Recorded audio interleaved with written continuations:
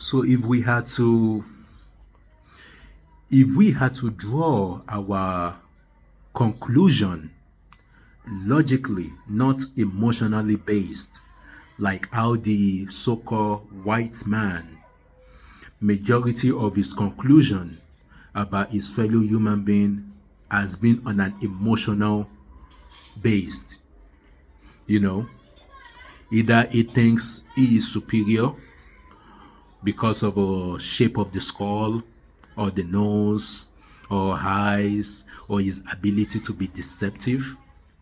These are all emotionally based derived conclusion.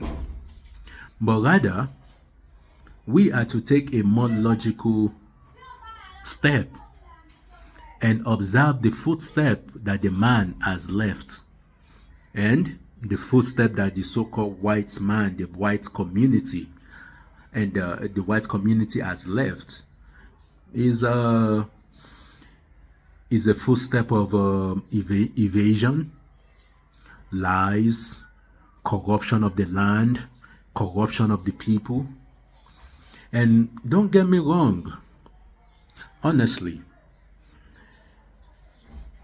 for logically speaking, we are only aware of the errors of the so-called white man of this era.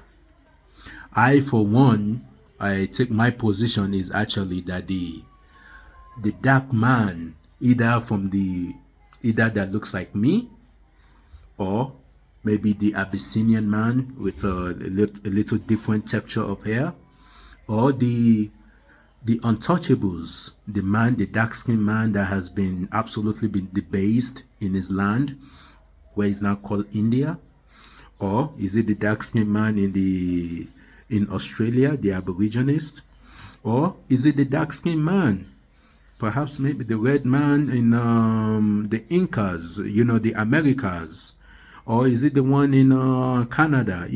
These, I, for one, my position is actually corruption. Corruption is not something unique to the so-called white-skinned man. It's not. For every man, every lineage of man is capable of wrongdoing and good doing. However, it is clear that there's a possibility, and the possibility, we can only derive this possibility from observing the footstep of a man. And it is clear that the so-called white man, it seems, is easily prone to destruction, to the destruction of self, and to destruction of environment. It seems he is more prone, he is more easily, for it is something we can derive from if a man is emotionally unbalanced and mentally undeveloped. I don't know why this is, honestly. I don't know why, but my conclusion cannot be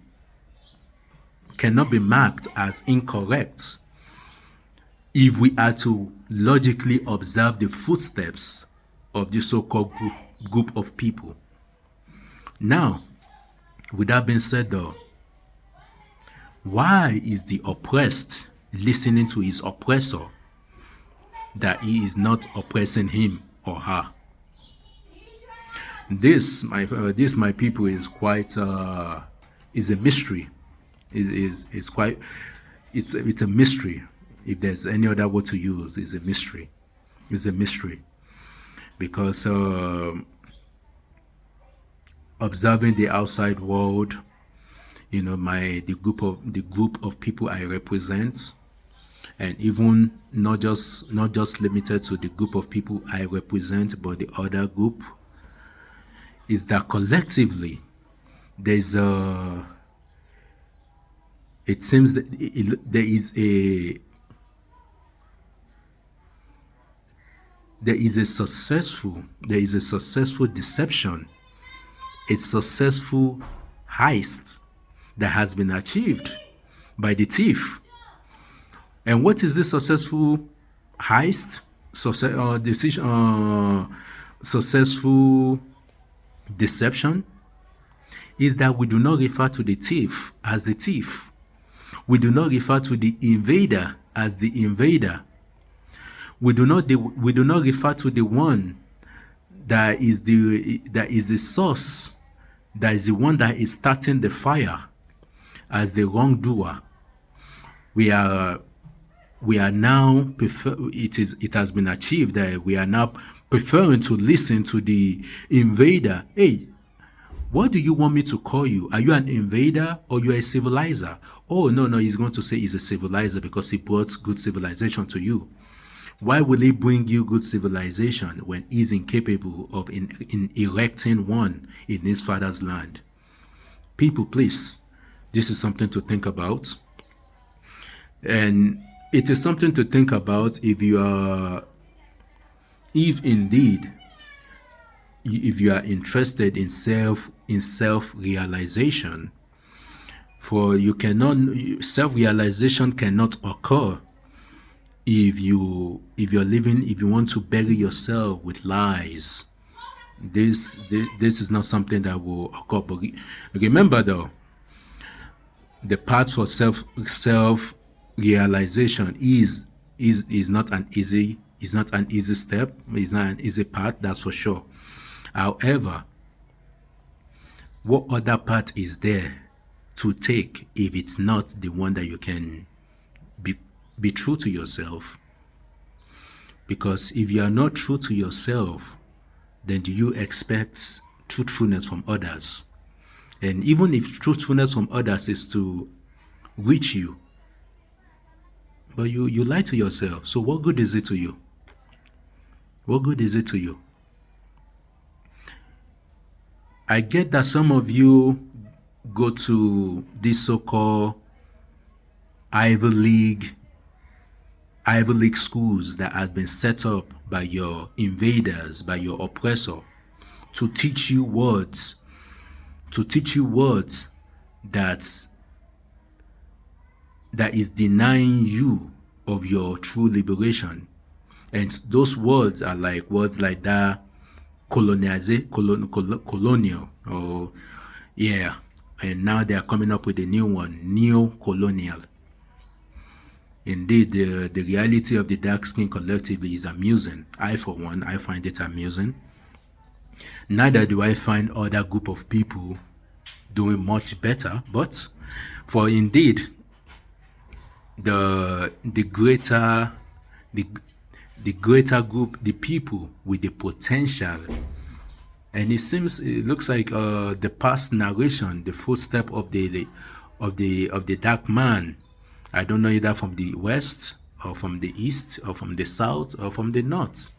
I don't know, but most certainly, it is not to be denied that his footstep has been something of that include liberation, bringing liberation to other people, good way of lives. Most certainly, there is evidence of that. Maybe in the future, maybe we will get back to that. I don't know, but time will tell. Time will tell, and perhaps when the real Messiah comes, maybe that will be most certainly, it will be a fascinating time. Yeah, that's for sure. That's for sure. For that will be the ultimate truth. Because the successfulness of the invasion of the so-called white man has been based on him using deception. And the most useful deception is faith, or what you call religion. And who is your savior? Oh yeah, your savior looks like the one that is raping your grandfather and mutilating your grandfather, cutting off his genitals.